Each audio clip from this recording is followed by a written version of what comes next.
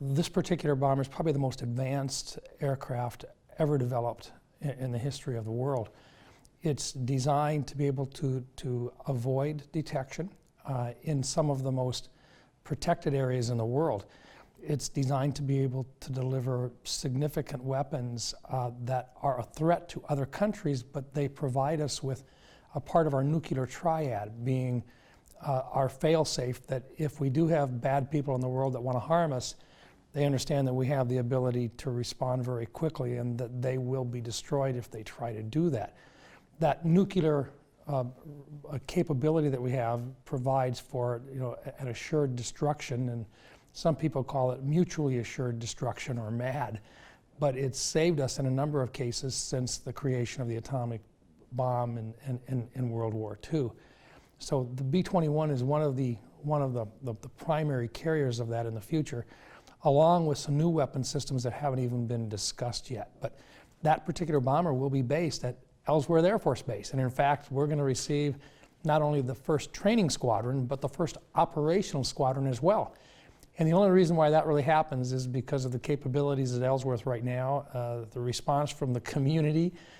They're interested in making improvements through the Ellsworth Authority, but the community of Rapid City standing up and making sure that base is not being impeded by development right in the area around it. So a positive thing, not just for Rapid City, but for the entire state of South Dakota. You said the first operational squadron. We are going to be the first in the country. This will be the first operational squadron in the country, but we're also the training base as well for all of these squadrons in the future. This particular bomber, there's going to be at least 100 of them built, and all of the signs right now indicate that we'll probably need closer to 200 of them. Eventually, in sometime between 2030 and 2040, it'll replace the B-1 bomber. And as you know, until then, we'll have B-1 bombers at Ellsworth Air Force Base as well. Eventually, it will probably replace the B-2 bomber. And somewhere down the road, it may very well be replacing the B-52 bomber as well. Oh, yeah. When is that supposed to be transitioning?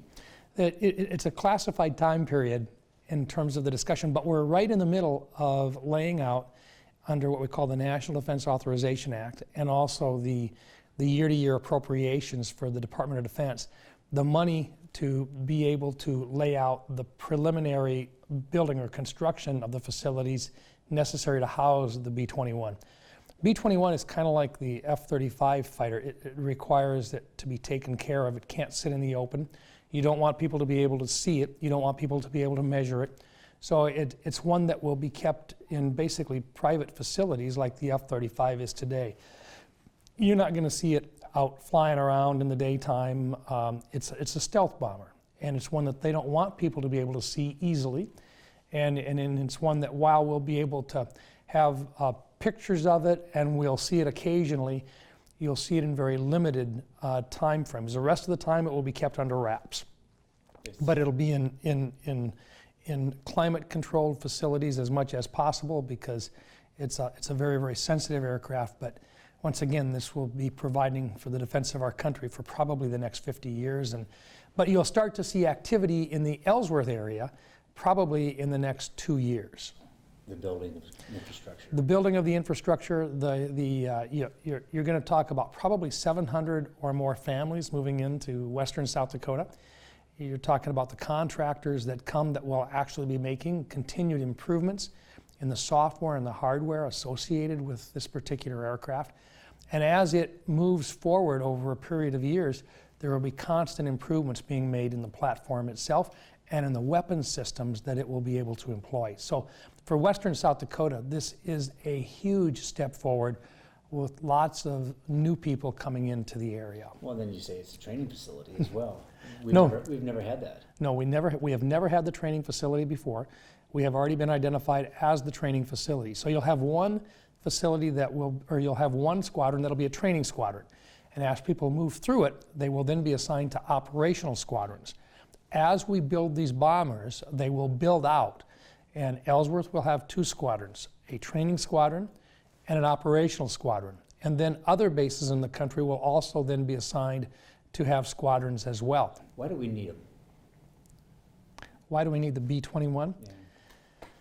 Today, just like in the past, we have other people in the world that maybe don't see eye to eye with us. China, Russia are both building right now.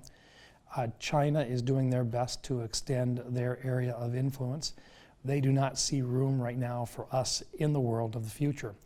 Their long-term plan is what they call a Belt and Road policy, where everything basically leads to and from China. They see us as a competitor. But they've also made it very clear that in their vision of the world, there is only one sun. And they don't believe that we are that sun. They see us in decline, and they see us as being a place where there are huge assets, but assets that are ripe for the taking.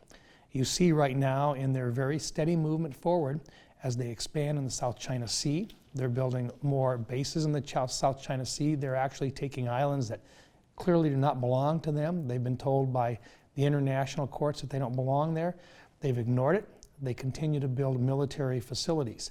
They tell the world that they are simply building facilities for fishing and for commercial purposes, but right now they're putting military bases on them. They're putting weapons on them. So they are a real threat. They are a real long-term threat to the United States. And until such time as we have an agreement that we can have confidence in, that we can live side by side, we have to be in a position to assure our own security, and that means being strong enough to make sure that China decides it's not in their best interest to attack us.